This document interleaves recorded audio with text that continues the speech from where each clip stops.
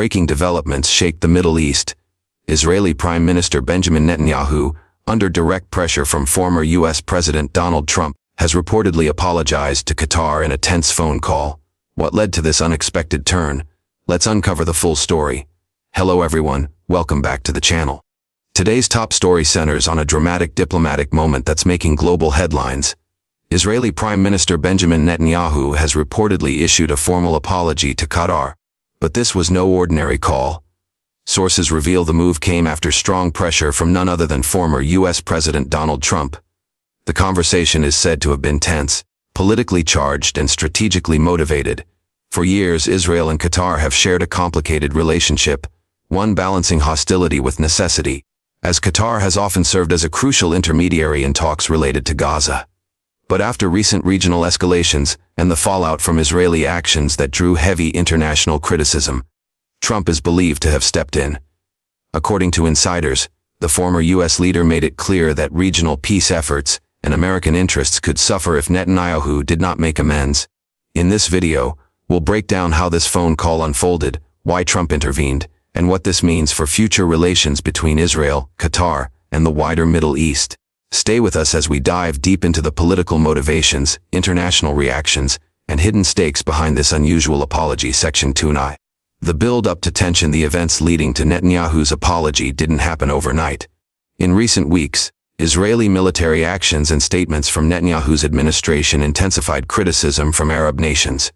Qatar, a powerful Gulf state with major influence in Gaza, became one of the loudest critics.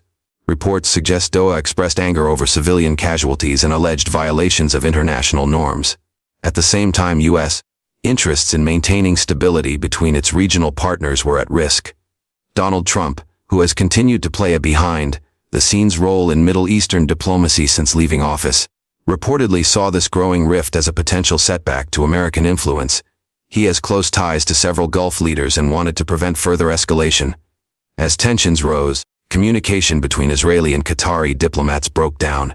What had once been discreet cooperation in humanitarian negotiations turned into mutual accusations. Behind closed doors, Washington began urging restraint. But Netanyahu's government remained defiant. It was at this breaking point that Trump is said to have personally called Netanyahu, urging a diplomatic correction. What happened next would catch the entire region by surprise. Donald Trump's direct involvement marked a rare and bold move. According to multiple diplomatic sources, Trump called Netanyahu late in the evening, warning that continued tension with Qatar could harm broader U.S.-led initiatives in the Gulf. The former president reportedly emphasized that Qatar remains a key ally, hosting one of the largest U.S. military bases in the region, Al Udeid Air Base, making its cooperation vital for American and Israeli security strategies. Trump's tone, as described by insiders, was firm and uncompromising. He reminded Netanyahu of the importance of maintaining communication channels with Arab states, especially Qatar, which has often facilitated ceasefire talks with Hamas. Trump is said to have framed the issue as one of strategic necessity, not personal pride.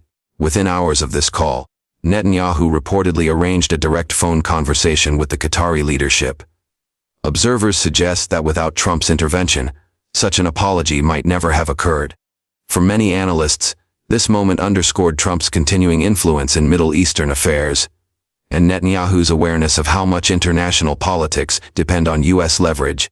The call between Netanyahu and Qatar's leadership was described as unusually tense but ultimately productive.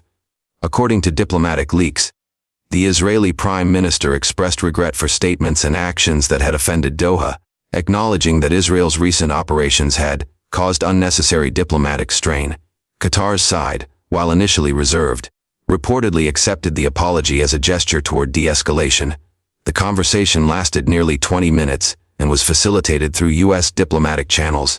Trump's associates allegedly monitored the process closely, ensuring both sides stayed on message.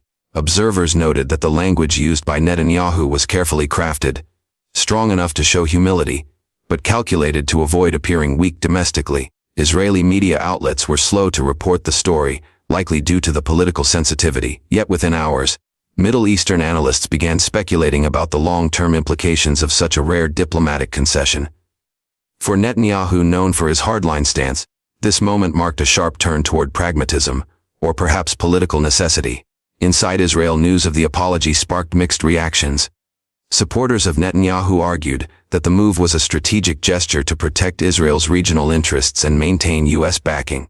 They emphasized that diplomacy sometimes requires humility to secure long-term gains. However, critics, including members of the opposition, accused Netanyahu of bowing to external pressure. Several commentators questioned whether Israel should be seen as yielding to Trump's personal influence or to Qatari demands. For a country accustomed to projecting strength, the optics of an apology stirred controversy. Political analysts highlighted that Netanyahu's coalition, already under strain, may face backlash from right-wing factions who view Qatar as sympathetic to Hamas. On social media, reactions ranged from cautious optimism to outright disbelief. Meanwhile, Israeli newspapers debated whether this phone call could mark a shift in Netanyahu's foreign policy style, from confrontational to calculated cooperation. The political ripple effects are only beginning to surface. In Doha, officials received the apology cautiously but strategically. Qatari media framed the event as a diplomatic correction, emphasizing Qatar's commitment to dialogue and regional peace. Behind closed doors, however, there was quiet satisfaction that a long-standing critic had been compelled to step back. Across the Arab world, reactions were mixed but largely seen as a symbolic victory for Gulf diplomacy. Commentators in Saudi Arabia and the UAE noted that Qatar's ability to secure an apology from Israel underscored its growing political weight. Palestinian groups, meanwhile, viewed the event with skepticism, unsure whether it signaled genuine change or political theater. For Qatar, this episode strengthened its image as a key mediator capable of influencing both regional and global powers. Analysts suggest the Gulf nation may now leverage this moment to reassert leadership in humanitarian negotiations related to Gaza. Whatever the motives, the optics were clear. For once, Israel's most seasoned leader appeared to be on the defensive. From Washington's perspective, the apology served a larger purpose. American officials have long sought to balance ties between Israel and Gulf allies, especially Qatar.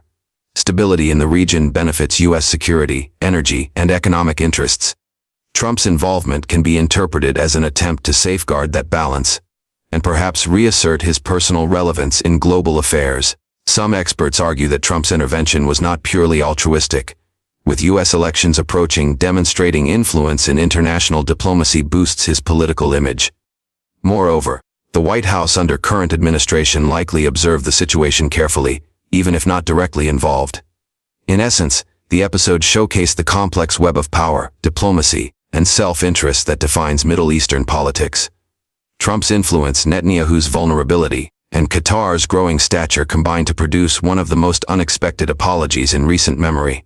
Globally, the news of Netanyahu's apology sparked wide attention. European diplomats quietly welcomed the gesture, interpreting it as a sign that dialogue remains possible even amid regional hostility.